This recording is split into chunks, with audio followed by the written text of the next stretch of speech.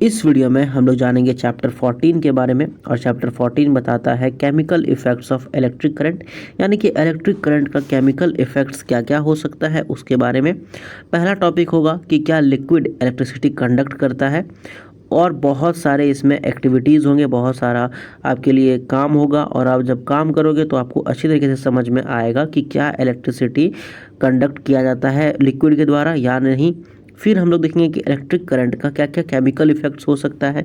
Electroplating, यानी कि जिस पे जैसे कि आपका जो साइकिल है उसमें कभी रस्ट नहीं लगता है, क्यों नहीं लगता है, तो वो सब इलेक्ट्रोप्लेटिंग का क्या क्या फ़ायदे हैं वो सब के बारे में भी हम लोग इस चैप्टर में जानेंगे। ठीक है, देखो आपको कभी ना कभी आपके घर वाले ने, मम्मी पापा या किसी और ने ये बताया होगा कि कभी भी इलेक्ट्रिकल अप्लायंस को नंगे हाथों से या फिर भीगे हुए हाथों से नहीं छूना है।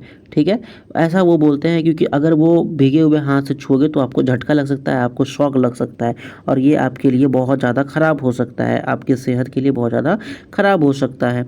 तो अब ऐसा और क्यों बोला जाता है ये हम लोग जानेंगे इस टॉपिक में कि क्या लिक्विड इलेक्ट्रिसिटी कंडक्ट करता है या नहीं। ठीक है, बट उससे पहले ये समझ लेते हैं कि हम लोगों को तो इतना सा पता है पहले क्लासेस से कि कुछ कुछ ऐसे मटेरियल्स होते हैं जो कि इलेक्ट्रिसिटी कंडक्ट करते हैं, और कुछ कुछ ऐसे मटेरियल्स होते हैं जो कि इलेक्ट्रिसिटी कंडक्ट नहीं करते। जैसे कि अगर आप इलेक्ट्रिसिटी लकड़ी में दोगे, वुड में दोगे, तो वो इलेक्ट्रिसिटी कंडक्ट नहीं कर सकता है। वहीं अगर आप सिल्वर में इलेक्ट्रिसिटी दोगे तो वो इलेक्ट्रिसिटी को कंडक्ट करता है। तो जो मटेरियल इलेक्ट्रिसिटी को अच्छी तरीके से कंडक्ट करते हैं उसको हम लोग बोलते हैं गुड कंडक्टर्स ऑफ इलेक्ट्रिसिटी। जो कि बहुत गंदी तरीके से या बिल्कुल भी नहीं करते हैं उसको बोलते हैं पुअर कंडक्टर ऑफ इलेक्ट्रिसिटी या फिर इंसुलेटर्स। ठीक है, इंसुलेटर्स वैसे मटेरियल होते हैं जिससे कि इलेक्ट्रिसिटी कंडक्ट नहीं करते। कंडक्ट नहीं करने का मतलब इलेक्ट्रिसिटी उससे पास नहीं होता है। ठीक है, अब आपको ये जानने के लिए कि कैसे इलेक्ट्रिसिटी पास होता है, आप ये देखो एक नॉर्मल सा स्क्रू ड्राइवर है आपका। ठीक है, यहाँ पे हैंडल है और ये आपका मेटल है। ठीक है, यहाँ पे बैटरी का पॉजिटिव साइड है, पॉजिटिव साइड से एक वायर इधर ज्वाइन कर लिया गया, एक वायर जो है बल्ब से ज्वाइन कर लो, और एक अलग वायर जो है वो नेगेटिव और बल्ब से ज्वाइन कर दो।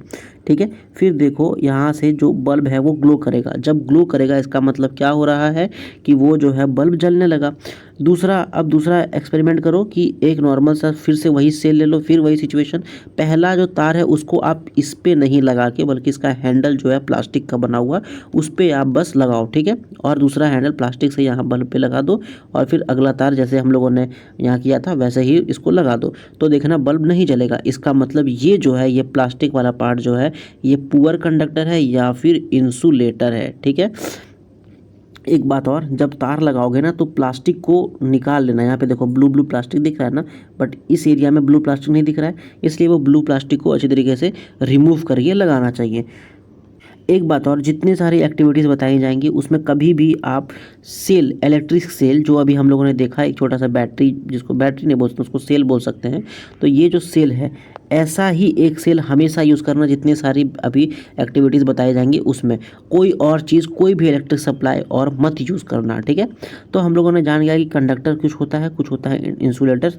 कंडक्टर्स वो होता है जिससे कि इलेक्ट्रिसिटी पास होता है, और इंसुलेटर वो होता है जिससे कि इलेक्ट्रिसिटी पास नहीं होता है। अब हम लोग जानते हैं कि क्या इलेक्ट्रिसिटी लिक्विड के द्वारा कंडक्ट किया जाता है या नहीं। ठीक है, अब हम लोग थोड़ी देर पहले बताया गया कि यहाँ पर आप हमेशा सेल का यूज़ करोगे, बट चूंकि हम लोग लिक्विड का बात कर रहे हैं और ये बैटरी जो है, ये बैटरी तो सॉलिड है। ठीक है, तो सॉलिड के जगह पर हम लोग को क्या लाना पड़ेगा, लिक्विड। जो बैटरी था इसके जगह पर छोटा सा एक मग पानी ले लो या फिर एक बाल्टी पानी ले लो। ठीक है, उसमें फिर आप इलेक्ट्रिसिटी कंडक्ट करने का प्रयास करो। कैसे, तो ये देखो, ये हमारा छोटा सा मग पानी है या फिर एक बाल्टी पानी है।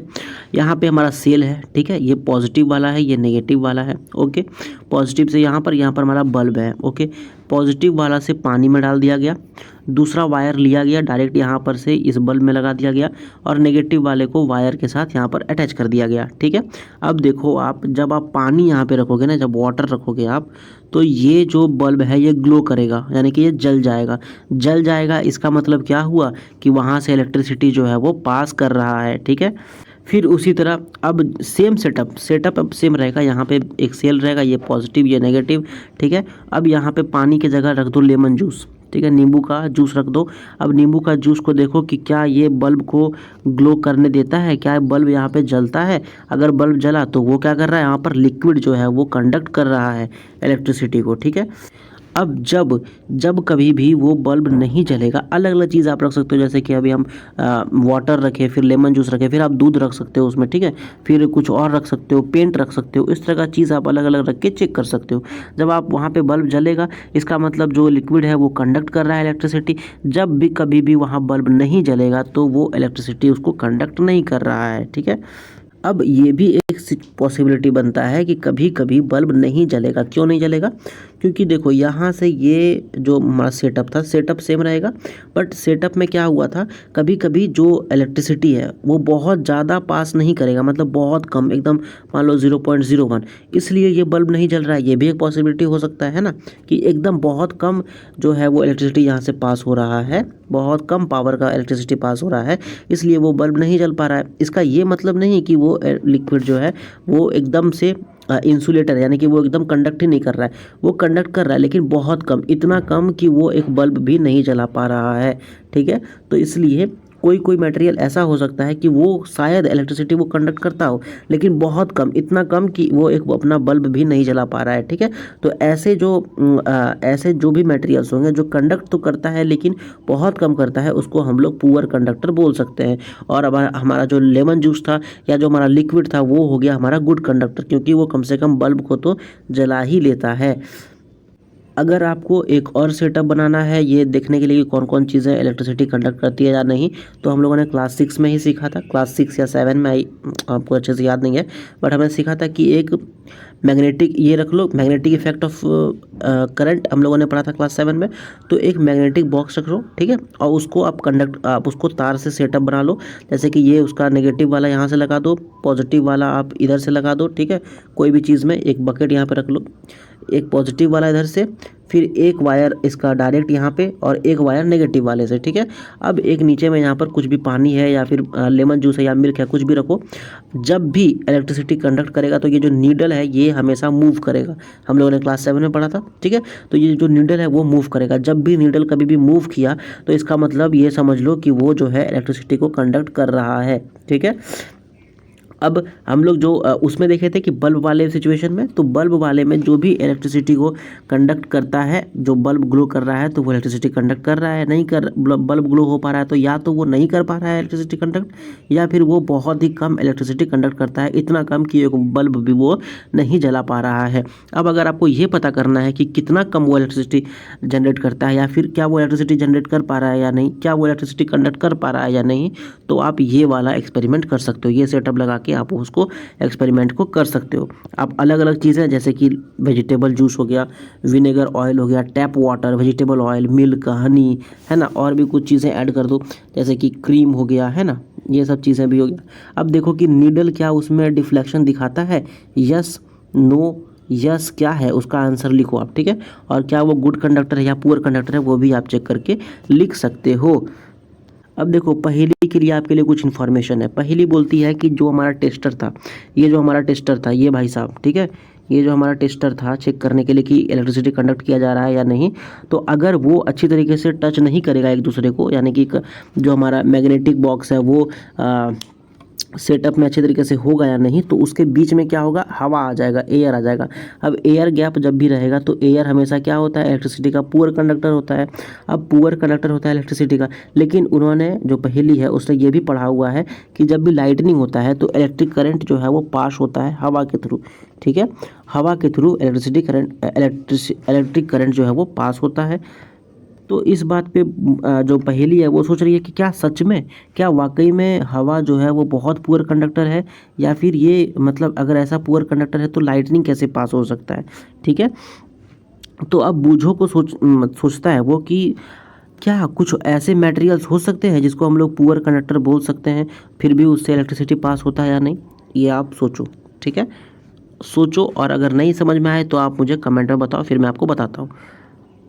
अब हमने देखा डिस्टिल्ड वाटर को भी यहाँ चेक करके देखा, ठीक है, यहाँ पे हम लोगों ने डिस्टिल्ड वाटर यहाँ पे लिख लो, डिस्टिल्ड वाटर, और फिर चेक करके देखो क्या ये कंडक्ट करता है या नहीं, तो आपका आंसर आएगा नो, ठीक है, क्योंकि वो कंडक्ट नहीं करता है। लेकिन जब उसमें आप सॉल्ट मिला दोगे, नमक मिला दोगे, तो वो कंडक्ट करना स्टार्ट कर देगा इलेक्ट्रिसिटी। लेकिन जब आप टैप वाटर को करोगे तो डायरेक्ट वो इलेक्ट्रिसिटी कंडक्ट करेगा। क्यों? क्योंकि टैप वाटर प्योर नहीं होता है, टैप वाटर में सॉल्ट का कुछ पार्ट होता है, ठीक है। जैसे ही सॉल्ट आ गया तो उसमें इलेक्ट्रिसिटी वो कंडक्ट करना स्टार्ट कर देगा, ठीक है। इसलिए बोला जाता है कि कभी भी पानी में हाथ डुबा के इलेक्ट्रिक अप्लायंस को मत छुओ, क्योंकि इलेक्ट्रिसिटी उसमें कंडक्टर है। जो पानी है वो इलेक्ट्रिसिटी का कंडक्टर है और आपको वो झटका मार सकता है। लेकिन जब भी डिस्टिल्ड वाटर आएगा तो डिस्टिल्ड वाटर में सॉल्ट नहीं होता है, इसलिए वो इलेक्ट्रिसिटी का बहुत पुअर कंडक्टर है और उससे आपको शायद झटका नहीं लगे, शायद नहीं लगे। वैसे आपको करना नहीं है, बट शायद नहीं लगे। जितने भी लिक्विड्स जो कंडक्ट कर रहे थे इलेक्ट्रिसिटी, उनमें मैक्सिमम लिक्विड्स जो है वो एसिड, बेस या फिर सॉल्ट का सॉल्यूशन होता है, ठीक है। जब कभी भी एक इलेक्ट्रिक करंट फ्लो करता है किसी भी कंडक्टिंग सॉल्यूशन से, तो वो इसलिए करता है मेनली, मोस्टली, कि उसमें एसिड, बेस या सॉल्ट का कोई ना कोई सॉल्यूशन रहता है प्रेजेंट, ठीक है। तो क्या जब भी इलेक्ट्रिसिटी उससे कंडक्ट किया जा रहा है या जब भी उससे पास करता है इलेक्ट्रिक कंडक्टिंग सॉल्यूशन से इलेक्ट्रिक करंट, तो क्या उसमें कुछ इफेक्ट होता है सॉल्यूशन पे? तो इसके बारे में हम लोग इस टॉपिक में उसके बारे में हम लोग इस टॉपिक में जानते हैं। देखो, chemical effect of electric current, class 7 में हम लोगों ने कुछ इलेक्ट्रिक करंट के बारे में पढ़ा था। जैसे कि हम लोगों ने पढ़ा था कि मैग्नेटिक जो है वो डिफ्लेक्शन मारेगा, ठीक है। अब हम लोग पढ़ेंगे केमिकल इफेक्ट, कि इलेक्ट्रिसिटी का केमिकल इफेक्ट क्या क्या हो सकता है। तो उसके लिए आपको छोटा सा एक एक्सपेरिमेंट करना पड़ेगा, एक एक्टिविटी करना पड़ेगा, ठीक है। नॉर्मल छोटा सा 2 कार्बन रॉड ले लो, ये एक कार्बन रॉड, ये एक कार्बन रॉड। इन दोनों को लेने के बाद ये देखो, ये एक कार्बन रॉड है और ये एक कार्बन रॉड है। इन दोनों को लेने के बाद एक छोटा सा पानी वाला एक कुछ भी ले लो, टम्बलर ले लो या कुछ छोटा सा बीकर ले लो, ठीक है। यहाँ पे लगा दो एक मेटल कैप, ताकि इलेक्ट्रिसिटी कंडक्ट कर सके, ठीक है। और पानी है इसमें, ताकि वो इलेक्ट्रिसिटी को कंडक्ट कर सके, ठीक है। एक बात और, जो मेटल है उसको अच्छी तरीके से सैंड पेपर से क्लीन कर लो और उसके ऊपर में मेटल कुछ भी होता है, कॉपर ले लो, सिल्वर ले लो, कुछ भी ले लो, ठीक है। उसको वहाँ पे लगा दो और अच्छे से एक बैटरी में इसको अच्छे से सेटअप को लगा दो, ठीक है। ये पूरा सेटअप को अच्छे से लगा दो, एक को पॉजिटिव के साथ कर लो, एक को नेगेटिव के साथ कर लो, ठीक है। अब ये जो दो हैं, यानी कि ये जो हमारा कार्बन वाला रॉड है, अब इसको हम लोग कह सकते हैं इलेक्ट्रोड। क्यों? क्योंकि एक में नेगेटिव चार्ज आ गया, एक में पॉजिटिव चार्ज आ गया, ओके। तो इसको हम लोग बोलेंगे इलेक्ट्रोड। अब जो पानी दिए थे हम लोगों ने, ये जो पानी दिए थे हम लोगों ने, अब इसमें क्या करो, थोड़ा सा सॉल्ट डाल दो। जब उसमें आप सॉल्ट डाल दोगे तो और यहाँ से जब ये आपका जब सेटअप कंप्लीट हो जाएगा पूरा, मतलब कि ये वाला पूरा सेटअप कंप्लीट हो जाएगा अच्छी तरीके से, तो आप इसको कहीं से भी ऑन कर दो, ताकि ये जो है कंडक्ट करना स्टार्ट कर दे। क्योंकि वाटर तो कंडक्ट कर रहा है, क्योंकि वहाँ सॉल्ट लगा हुआ है, ठीक है। तो जैसे ही वो कंडक्ट करना स्टार्ट करेगा तो क्या करो, आप 3-4 मिनट के लिए रुक जाओ, ठीक है। और इलेक्ट्रोड्स को अच्छी तरीके से देखो। जैसे इलेक्ट्रोड्स को अच्छी तरीके से देखोगे तो उसमें गैस बबल्स निकलेगा, ठीक है। इलेक्ट्रोड के पास गैस बबल निकलना स्टार्ट हो जाएगा। क्या इसको हम लोग केमिकल चेंज बोल सकते हैं? यानी कि फिर से एक बार समझाते हैं कि कार्बन रॉड को, जब यहाँ पानी है, इसमें पानी में सॉल्ट डाल देंगे और कार्बन रॉड तो हमेशा ये पूरा सेटअप जो है वो कंडक्ट करेगा इलेक्ट्रिसिटी, तो अच्छी तरीके से इसको हम लोग यहाँ पे इमर्स कर देंगे, इसमें डाल देंगे। तो देखते हैं कि 3-4 मिनट के बाद कि इलेक्ट्रोड के आसपास में यहाँ पर बबल बनना स्टार्ट हो जाएगा। अब बबल बनना स्टार्ट हो जाएगा तो वाटर में क्या था, सॉल्ट मिला हुआ था, वाटर मिला हुआ था। वाटर एक लिक्विड है, ये तो अपना एक मेटल है, ठीक है। कार्बन रॉड और मेटल कैप जो है एक तरह से इलेक्ट्रोड का काम कर रहा है और ये पानी में मॉलिक्यूल्स में काम हो रहा है। इसका मतलब कुछ ना कुछ तो इलेक्ट्रिक इफेक्ट हुआ है ना। तो यहाँ पर कुछ ना कुछ तो इलेक्ट्रिक केमिकल रिएक्शन हुआ ना, कि passage of electric current through a conducting solution causes chemical reaction, ठीक है। इसलिए वहाँ पर गैस का बबल फॉर्म होना स्टार्ट हो गया था, ठीक है। अब हम लोग थोड़ी देर के बाद और जब देखेंगे तो देखेंगे कि मेटल्स जो इलेक्ट्रोड्स में है वहाँ मेटल्स आना स्टार्ट हो जाएगा, डिपॉजिट होना स्टार्ट हो जाएगा। और इसी तरह से हम लोग अलग अलग मेटल्स निकालते हैं, क्लास 10 में आप लोग पढ़ोगे, ठीक है। तो वहाँ पर जो इलेक्ट्रोड्स था वहाँ पे मेटल्स आना, डिपॉजिट होना स्टार्ट हो गया और जो सॉल्यूशन का कलर था अभी वाइट था, वो धीरे धीरे चेंज भी हो सकता है। अब ये सब चीज़ें डिपेंड करती हैं कि कौन सा सॉल्यूशन है, क्या वो वाटर सॉल्यूशन है या क्या वो लेमन जूस का सॉल्यूशन है, ठीक है, इस प्रकार से। और कौन सा इलेक्ट्रोड यूज़ हो रहा है, क्या वो कार्बन रॉड का है या फिर कोई एल्युमिनियम रॉड का है, इस प्रकार से, ठीक है। तो इस एक्सपेरिमेंट से एक चीज़ तो हम लोग समझ सकते हैं कि केमिकल इफेक्ट का इलेक्ट्रिक करंट से केमिकल इफेक्ट तो हो सकता है। तो देखो, बूझो जो है वो एक एक्टिविटी करने का सोचा।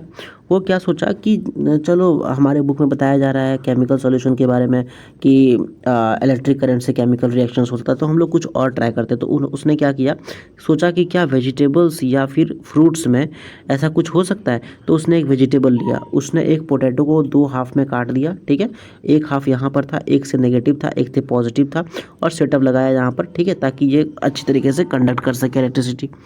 अब यहाँ पर इलेक्ट्रिसिटी कंडक्ट तो हुआ, ठीक है, क्योंकि यहाँ पर उसको क्या मिला, पोटैटो में क्या था, पानी था, पानी में सॉल्ट था, ठीक है, मिला हुआ। तो जैसे ही इलेक्ट्रिसिटी कंडक्ट हुआ तो यहाँ पर पोटैटो में एक एरिया में ग्रीन ग्रीन कवर स्टार्ट हो गया, ठीक है। मतलब कि जहाँ पर उसका पॉजिटिव था वहाँ पे ग्रीन ग्रीन पूरा एरिया होने लगा, पोटैटो वाला एरिया। तो वो बोला कि यार, मतलब हम तो सिर्फ चेक करना चाह रहे थे कि क्या पोटैटो में इलेक्ट्रिसिटी कंडक्ट कर सकता है या नहीं, और यहाँ पर तो green green blue blue spots होना स्टार्ट हो गया। तो वो बुलाता है पहेली को बुलाया और 5-6 बार ये एक्सपेरिमेंट करना स्टार्ट किया।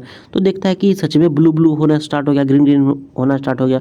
तो वो जो बूझो है वो साइंस मैगजीन में गया, अपना चिल्ड्रन का जो मैगजीन होता है उसमें ये वाला रिपोर्ट छपवा दिया, ठीक है। उसको बोला कि आप इसको डाल दो प्लीज़। तो वो चाहे चिल्ड्रन मैगजीन में डाल दिया गया। तो इसको काफ़ी अच्छा एक तरह का आविष्कार माना जाने लगा, यानी कि काफ़ी एक अच्छा इन्वेंशन माना जाने लगा। तो देखो, साइंस भी कभी कभार इसी तरह काम करता है। बूझो जो है वो सोचा कि क्या पोटैटो इलेक्ट्रिसिटी कंडक्ट करता है या नहीं, हम ये पता करेंगे, बट वो कुछ और चीज़ ढूंढ के लेते आया। तो साइंस भी इसी तरह काम करता है, करने कुछ और जाता है और साइंटिस्ट लोग, और हो कुछ और जाता है, ठीक है। उसी प्रकार से 1800 में एक ब्रिटिश केमिस्ट थे जिसका नाम था विलियम निकलसन। उन्होंने ये बताया कि अगर इलेक्ट्रोड्स को पानी में छोड़ दिया जाए और अगर एक करंट पास किया जाए तो बबल ऑफ ऑक्सीजन और हाइड्रोजन जो है वो प्रोड्यूस किया जा सकता है। और जो ऑक्सीजन बबल होता है इलेक्ट्रोड पे जो फॉर्म किया जाता है वो हमेशा पॉजिटिव टर्मिनल बैटरी से होगा, और हाइड्रोजन बबल हमेशा नेगेटिव टर्मिनल से होगा, ठीक है। तो ये इनका एक आविष्कार था, और जिसको अभी हम लोग पढ़ चुके हैं, और जिसको हम लोग नाम दिए chemical effect of electric current. अब हम लोग उसी बेसिस पे आते हैं अगले टॉपिक में, जो कि है इलेक्ट्रोप्लेटिंग। हम लोगों ने काफ़ी बार देखा है, आप लोगों ने भी देखा होगा कि नए नए बाईसाइकिल में जो हैंडल बार होता है, जो उसका व्हील रिम होता है, वो काफ़ी ज़्यादा शाइनी होता है। लेकिन बहुत दिनों के बाद वो जो है मतलब 15-20-50 साल के बाद वो थोड़ा बहुत निकल जाता है, ठीक है, क्योंकि उसका जो शाइनी कोटिंग है ना वो गिर जाता है। एक्सीडेंटली अगर कभी कहीं पर स्क्रैच पड़ गया उसका हैंडल पे या फिर उसका स्पोक पे, आप मान लो उसमें ब्लेड मार दिया, उसका स्क्रैच निकाल दिया, तो क्या होगा कि वो शाइनी नहीं रहेगा, और वो हवा में जो मॉलिक्यूल्स मौजूद है उससे रिएक्शन करके वो ख़राब भी हो सकता है, ठीक है, रेडिश टाइप का भी हो सकता है। कभी कभी आपने देखा होगा कि जो महिलाएं हैं, जो वुमेन्स हैं, वो ऑर्नामेंट्स पहनती हैं जो कि लगता है कि एकदम गोल्ड का ही बना हुआ है। उसको नॉर्मली भाषा में बोला जाता है सिटी गोल्ड, ठीक है, यानी कि ऐसा लगता है कि एकदम गोल्ड का ही है, बट असल में वो बहुत चीप होता है और उसके ऊपर इलेक्ट्रोप्लेटिंग किया जाता है। तो ये सब चीज़ों पे ऐसा कैसे हो सकता है कि चीज़ कोई और है, यानी कि मेटल कोई और है और लग कोई और मेटल रहा है, ठीक है। तो इसके बारे में हम लोग जानते हैं इस टॉपिक में। तो उसके बारे में हम लोग जानते हैं एक छोटा सा एक्टिविटी के द्वारा, ठीक है। इसके लिए आपको चाहिए एक कॉपर सल्फेट और एक कॉपर प्लेट, जिसका साइज कुछ 10 सेंटीमीटर लेंथ और 40 सेंटीमीटर ब्रेथ का होगा, और कुछ 250 ml डिस्टिल्ड वाटर, यानी कि जिसमें सॉल्ट मौजूद ना हो, ठीक है। अब क्या करो कि डिस्टिल्ड वाटर में आप बीकर में उसको रख लो, और उसमें 2 टीस्पून कॉपर सल्फेट डाल दो, ठीक है, और 1 या 2 3-4 ड्रॉप डाइल्यूट यानी कि मिक्सचर वाला सल्फ्यूरिक एसिड और कॉपर सल्फेट सॉल्यूशन में डाल दो, और इसको ऐसा बनाओ कि इसमें इलेक्ट्रिसिटी कंडक्ट कर सके। अब कॉपर प्लेट को क्लीन कर लो, जो हमारे पास था 2 कॉपर प्लेट, ठीक है, उसको क्लीन कर लो और सैंड पेपर से, और उसको अच्छी तरीके से पानी में धो के उसको सुखा लो, और इन दोनों कॉपर प्लेट को टर्मिनल, बैटरी का टर्मिनल से उसको ज्वाइन कर दो, ठीक है। ये देखो कुछ इस प्रकार से, यहाँ पे हमारा कॉपर प्लेट था, ये धो के सूखा उखा लिया गया, और उसके बाद उसको पॉजिटिव और नेगेटिव के साथ ज्वाइन कर लिया गया, और जो सॉल्यूशन है वो है कॉपर सल्फेट सॉल्यूशन है। अब जैसे ही उससे करंट पास होगा 15 मिनट तक उसको छोड़ दिया जाए। जैसे ही उससे करंट पास होगा फिर इलेक्ट्रोड्स जो हमारा था यहाँ पर, इन दोनों को निकाल लिया जाए बाहर, ठीक है। और उसके बाद उसको अच्छी तरीके से ऑब्जर्व करो क्या होता है उसमें, ज़रा सा देखो। तो जैसे ही वहाँ से इलेक्ट्रिक करंट पास होगा कॉपर सल्फेट सॉल्यूशन में, तो कॉपर सल्फेट क्या करता है, कॉपर और सल्फेट से अलग हो जाता है। अब यहाँ पर कॉपर जो है वो फ्री हो गया, ठीक है। और ये जो इलेक्ट्रोड था, यानी कि जो हमारा पास पेपर था, सॉरी प्लेट था, कॉपर प्लेट था, ठीक है, वो जो कॉपर प्लेट था वो नेगेटिव टर्मिनल ऑफ बैटरी, यानी कि जो नेगेटिव वाला पार्ट था उसमें जाकर के डिपॉजिट हो जाएगा। और जो सॉल्यूशन है, जो हमारा कॉपर सल्फेट सॉल्यूशन था, उससे जो कॉपर है वो जो कॉपर है वो सॉल्यूशन में फिर से आ जाएगा। यानी कि देखो, ये देखो, ये हमारे पास दोनों इलेक्ट्रोड्स था, ठीक है, ये इलेक्ट्रोड था, ये इलेक्ट्रोड था। अब कॉपर प्लेट था, ये दोनों कॉपर प्लेट था। सॉल्यूशन था कॉपर सल्फेट, यानी कि इसमें था कॉपर और इसमें था सल्फर। ये कॉपर और सल्फर अलग अलग हो जाएगा, ठीक है। और एक जो कॉपर है वो जा कर के इसमें आ जाएगा। तो अब जो सॉल्यूशन है उसमें कॉपर तो यहाँ पर आके चला गया नेगेटिव वाले में, ठीक है, सॉरी पॉजिटिव वाले में, ठीक है। सारा कॉपर उसमें जाके जुड़ गया। अब जो कॉपर उसमें जुड़ा तो इस सॉल्यूशन में जो कॉपर सल्फेट सॉल्यूशन था उसमें सल्फर बचा, कॉपर तो नहीं बचा। तो अब कॉपर कहाँ से आएगा, तो ये जो इलेक्ट्रोड था जिसमें कॉपर था उससे कॉपर सब चला जाएगा उस सॉल्यूशन में, ठीक है। और दोनों इक्वल रहेगा, यानी कि जितना कॉपर उस इलेक्ट्रोड में गया उतना ही कॉपर दूसरे इलेक्ट्रोड से उस सॉल्यूशन में आ जाएगा, ठीक है। और ये प्रोसेस चलता रहेगा। यानी कि सरल भाषा में कहें तो कॉपर जो है एक इलेक्ट्रोड से दूसरे इलेक्ट्रोड में ट्रांसफ़र हो गया, ठीक है। तो ये जो प्रोसेस है कि depositing a layer of any desired metal on another material by means of electricity is called electroplating. यहाँ पर कॉपर भी मेटल था, सल्फर भी मेटल था, ठीक है। तो कॉपर को क्या किया हमने, सल्फर वाले में जाकर डाल दिया, ठीक है, और कॉपर प्लेट में जाकर के डाल दिया कॉपर को, ठीक है। तो इसलिए किसी भी एक मेटल के ऊपर किसी दूसरे मेटल का लेयर चढ़ाना इलेक्ट्रिसिटी की मदद से, उसको हम लोग इलेक्ट्रोप्लेटिंग कहते हैं। ये बहुत ज़्यादा कॉमन यूज़ किया जाता है और ये एक इलेक्ट्रिक करंट का ख़तरनाक वाला केमिकल इफ़ेक्ट है। इलेक्ट्रोप्लेटिंग बहुत ज़्यादा यूज़फुल होता है क्योंकि ये मेटल इंडस्ट्री में बहुत ज़्यादा यूज़ किया जाता है, ठीक है। जैसे कि देखो हमारा साइकिल जो था, साइकिल कितना साइन कर रहा था, है ना। तो यहाँ पे जो रॉड है ये एक तरह से लोहा का रॉड है, ठीक है। इसके ऊपर कोई अलग मेटल जैसे कि जिंक का आपका परत या फिर कॉपर का परत या फिर गोल्ड का परत अगर चढ़ा दिया जाए तो इसको हम लोग इलेक्ट्रोप्लेटिंग कहते हैं। जब इलेक्ट्रोप्लेटिंग होता है तो वो लोहे को, जो हमारा यहाँ पर साइकिल का लोहा था, उसको भी बहुत दिनों तक सुरक्षित रखता है। अब एग्जाम्पल के तौर पर एक और सुन लो कि क्रोमियम प्लेटिंग किया जाता है कई ऑब्जेक्ट पे, जैसे कि कार की पार्ट पे, बाथ का टैप पे, है ना, किचन का गैस पे, इन सब के ऊपर क्रोमियम मेटल को चढ़ा दिया जाता है। क्यों? क्योंकि क्रोमियम जो है वो शाइनी लगता है, उसको देखोगे कि वो बहुत शाइन करेगा और वो जल्दी से कोरोड भी नहीं होता, यानी कि उसमें जैसे लोहा है ना, लोहा रस्ट कर जाता है बहुत जल्दी, उसी प्रकार से क्रोमियम जो है वो जल्दी कोरोड नहीं होता, वो जल्दी ख़राब नहीं होता है और क्रोमियम में जल्दी से स्क्रैच भी नहीं लगता है। लेकिन क्रोमियम जो है काफ़ी ज़्यादा एक्सपेंसिव होता है, महंगा होता है, इसलिए वो साइकिल वगैरह में नॉर्मली यूज़ नहीं किया जाता है। वो महंगे चीज़ों जैसे कि कार हो गया, ज्वेलरी हो गया, ये सब पर भी किया जाता है। ज्वेलरी वाले जो है वो गोल्ड का इलेक्ट्रोप्लेटिंग करते हैं ना, नॉर्मल जैसे कि लोहा है उसके ऊपर गोल्ड लगा दिया गया, टीन है उसके ऊपर गोल्ड लगा दिया गया, ऐसा लगेगा देख के कि आप एकदम गोल्ड ही देख रहे हो, इतना शाइनी, ठीक है। जो कैंस अलग अलग है उस पर एल्युमिनियम चढ़ा दिया जाता है, ठीक है, एल्युमिनियम का फॉयल आता है, आयरन जो ब्रिज में आयरन किया जाता है उसके ऊपर जिंक का कोटिंग किया जाता है ताकि आयरन को हवा, जैसे आपको पता है पहले वाले चैप्टर से ही, पहले क्लास से ही, कि जैसे ही आयरन जो है वो हवा के संपर्क में आएगा तो वो रस्ट करना चालू कर देगा। अब उसके ऊपर अगर जिंक का कोटिंग कर दिया जाए तो वो लोहे को हवा के साथ कांटेक्ट में नहीं आने देता है और इस प्रकार से लोहा जो है वो बच जाता है, ठीक है। हालांकि इलेक्ट्रोप्लेटिंग फैक्ट्रीज़ जहाँ पर ये सारी चीज़ें इलेक्ट्रोप्लेट होती हैं वो बहुत ज़्यादा, उससे पॉल्यूशन भी हो सकता है, वो जो है सारी जो मेटल्स है वो जाती है नदी में या फिर पानी में और पानी वहाँ से ख़राब हो सकता है। इसलिए गवर्नमेंट ऑफ इंडिया के द्वारा उन लोगों को जो वैसे फैक्ट्रीज़ हैं उनके लिए अलग अलग गाइडलाइंस है ताकि वो इन्वायरमेंट को पॉल्यूट ना कर सके। अब आप क्या करो, इलेक्ट्रोप्लेटिंग, गुड कंडक्टर कौन सा होता है, बैड कंडक्टर क्या होता है, इंसुलेटर क्या होता है, एलईडी क्या होता है, इन सब के बारे में कमेंट सेक्शन में बताओ 2-2 सेंटेंस में, फिर हम लोग उसके बारे में डिस्कशन करेंगे। और अगर ये वीडियो आपको अच्छा लगा तो आप इसको लाइक करो, दोस्तों के साथ शेयर करो, कुछ पूछना या बताना है तो कमेंट करो एंड चैनल को सब्सक्राइब करो। Thank you very much.